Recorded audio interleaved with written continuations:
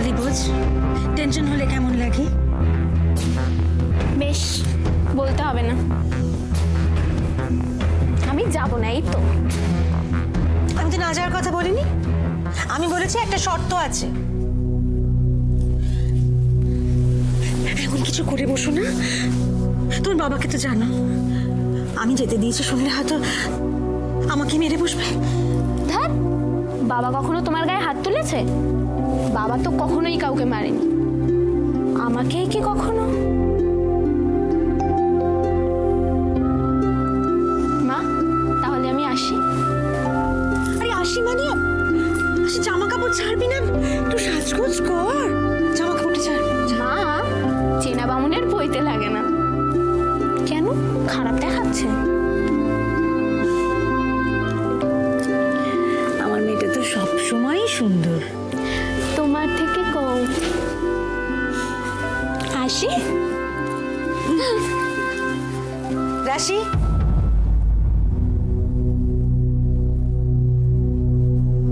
বলো। কোনো ঝামেলা নয়, ঠিক সত্যি? সত্যি সত্যি সত্যি, 3 সত্যি, কোনো ঝামেলা নয়, হলো তো? এবার আসি। আসি মা।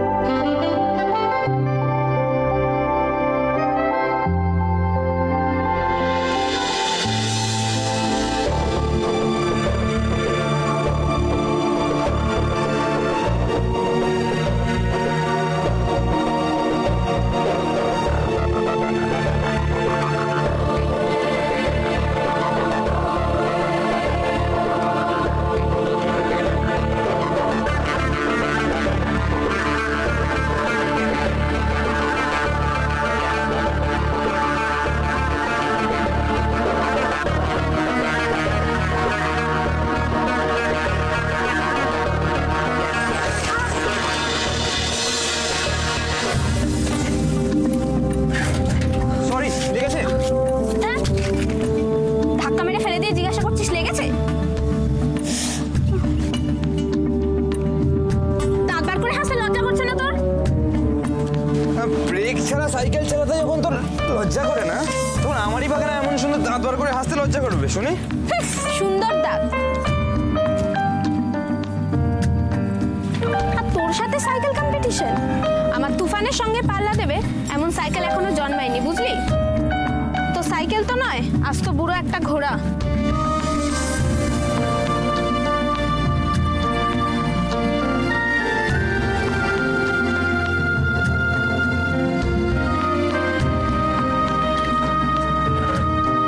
আরে সরি, ওটা স্রেফ মুখ ফসকে বেরিয়ে গেছে। আমি তো সাইকেলের চেহারা নিয়ে কিছু বলিনি রে। সরি আদি, সরি, প্লিজ ভুল বুঝিস না, আমি বললাম তো সরি।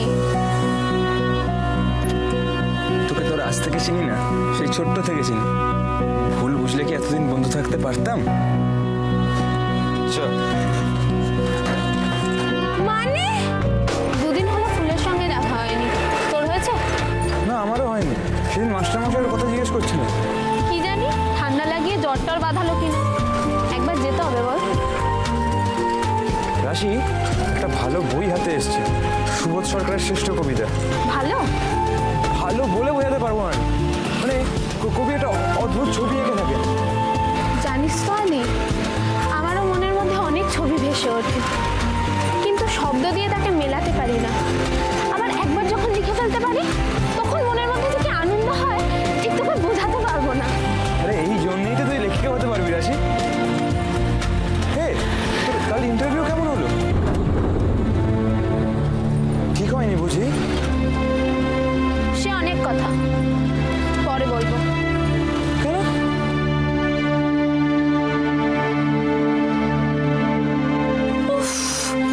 একেবারে করে ঘরের বাচ্চা। এই যে দিদি, আদর দিয়ে করে মাথায় তুলে রেখেছো তোমাদের ছোট ছেলেকে। কি করব বল, আমি যখন বিয়ে হয়ে বাড়িতে এলাম তখন আমাদের ছোটকু, আমাদের মৃন্ময় বয়সী,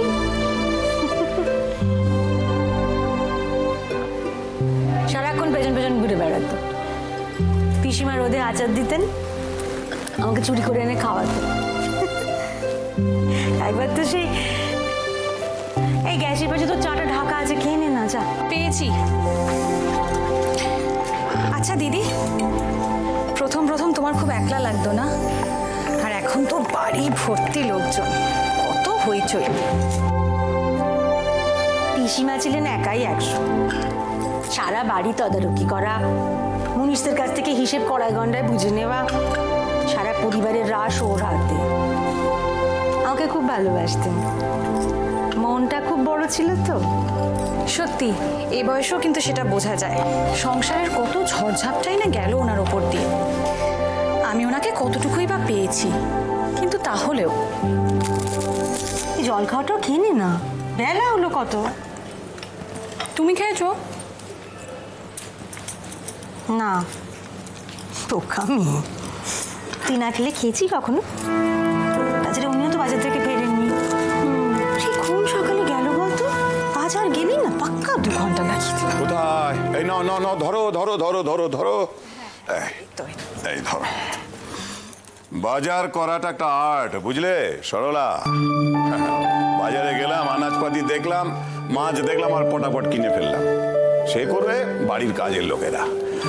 বাড়ির কর্তা বাজারে যাবেন, এক প্রস্ত বাজারটা ঘুরে দেখবেন প্রথমে, তারপরে দাম জিজ্ঞাসা করা, যাচাই করা, তারপরে দ্বিতীয়বার ঘুরে এসে কেনাকাটা।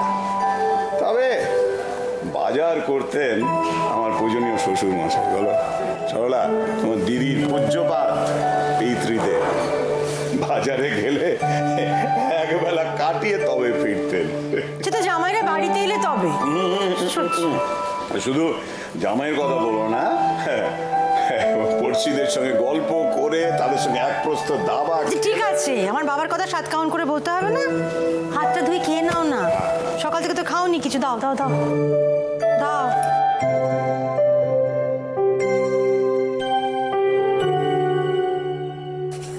রাশি কোথায়?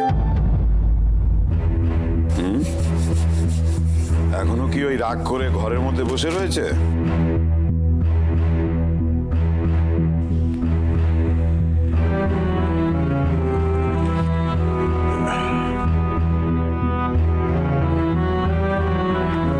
একবার ওকে ডাকো তো দেখি।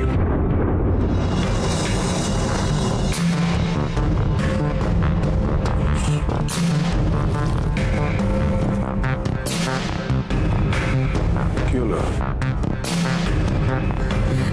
আজকে পাড়ার ক্লাবে স্পোর্টস আছে না, তো বাচ্চারা সব হই হই করে বেরোলো। রাশিটা তো মন মরা হয়েছিল, আমি বললাম যে যা দেখে আয়।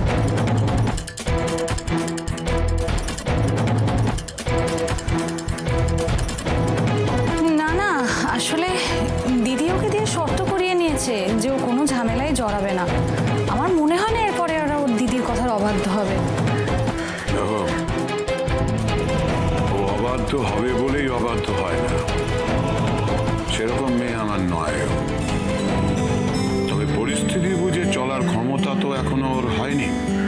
যখন যা মনে হয় তখন সেটা করে ফেলে, আগে পিছে ভাবে না, আর সেখানেই ঘটে বিপদ। ঠিক আছে, যা হয়ে গিয়েছে হয়ে গিয়েছে, তা নিয়ে ভেবে তার কোনো লাভ নেই। তবে বিপদের কথাটা তোমাকে মাথায় রাখতেই হবে। তুমি ওকে আলগা দেবে না শাসন করবে সেটা তোমার ব্যাপার। শুধু তোমার কেন, বাড়ির আর সকলকে সেটা নিয়ে ভাবতে হবে।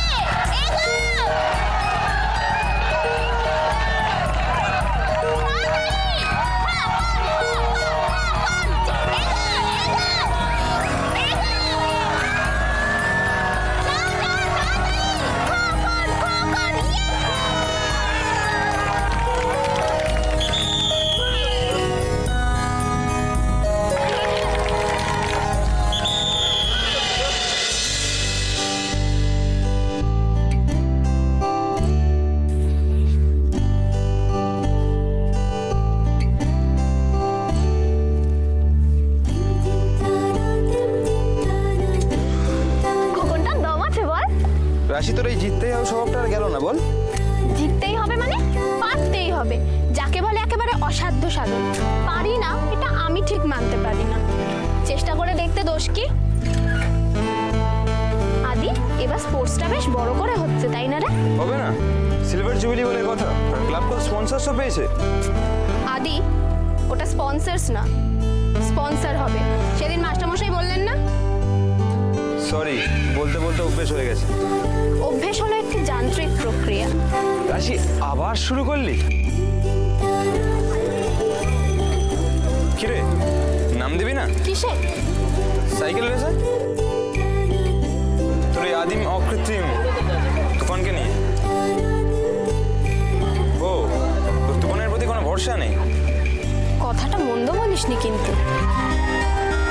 আর শোন, আমার তুফানকে নিয়ে একদম বাজে কথা বল। না, তুফানকে নিয়ে আমি তোর সাথে একটু মজা করছিলাম রাশি।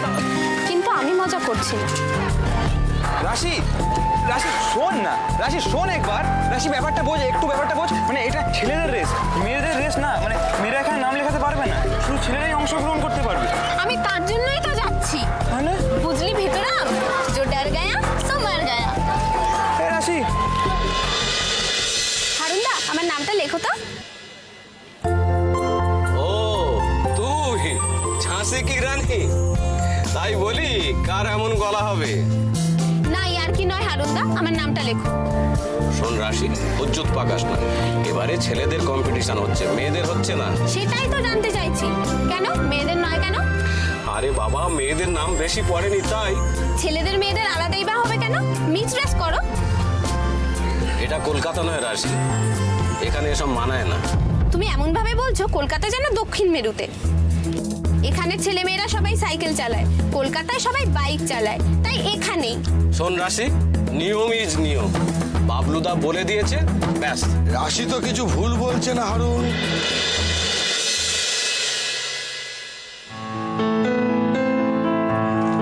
স্যার আপনি দিনকাল পাল্টাচ্ছে, ছেলে মেয়েতে আলাদা না করে দেখোই না কি হয়। যেই জিতুক অন্য কারুর মনে কোনো আফসোস থাকবে না তাহলে। আসলে বাবলুদা না বললে আমি তো কিছু শর্ত। ওই যে বাবলুদা আসছে।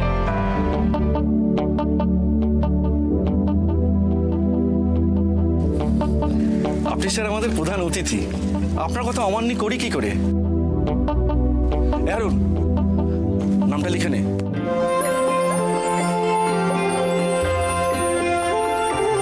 আসুন স্যার।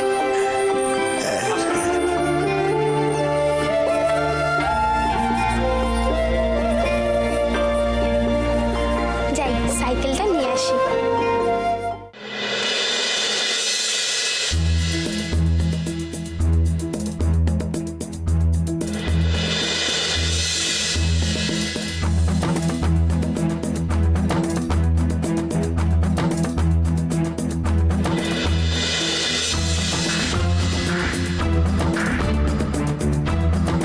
কি রে, তুই এখানে? কেন, তোর আপত্তি আছে? চিঠি জেঠিমা জানে?